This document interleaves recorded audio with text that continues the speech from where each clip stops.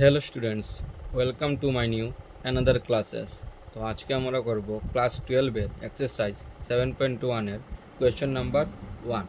Question number 1 দেওয়া আছে যে ইন্টিগ্রেশন 4e⁻³ প্লাস 1 তার ইন্টিগ্রেশন করতে হবে।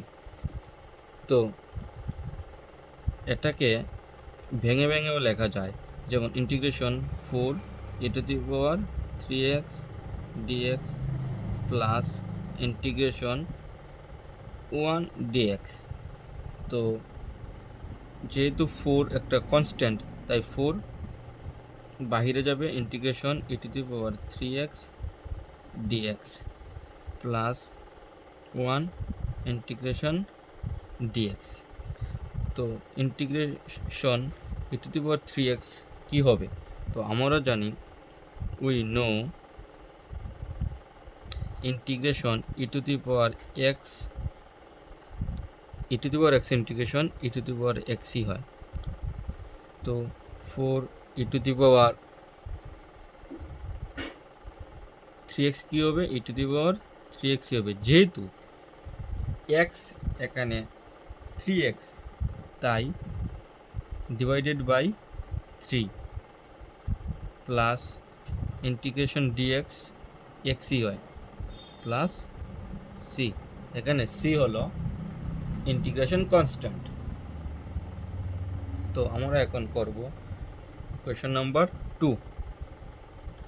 কোয়েশ্চেন নাম্বার 2 দেওয়া আছে integration x² into 1 minus 1/x² dx। তো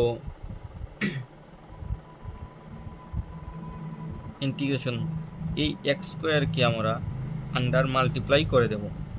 তো কি হবে? x² minus x²/x² dx। ঠিক আছে? তো এই x² ক্যান্সেল আউট হয়ে যাবে। তো থেকে যাবে শুধু x² মাইনাস 1 dx। তো আবার ভেঙে দিলে কী হয়ে যাবে? x² dx minus integration 1 dx। তো x² এর ইন্টিগ্রেশন কী হবে? তো আমরা জানি যে একটা ফর্মুলা আছে, ইন্টিগ্রেশন x⁴n কি হয়?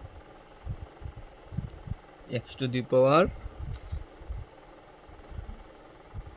Plus 1 divided by n plus 1। এই ফর্মুলাটা এই কোয়েশনে অ্যাপ্লাই করব। তাহলে কি হবে?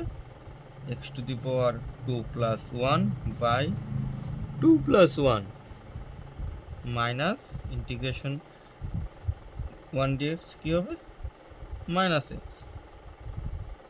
Plus c। তো ফাইনাল আনসার কি আসবে আমাদের? x⁴3/3 minus x plus c। এটাই হলো আমাদের ফাইনাল আনসার।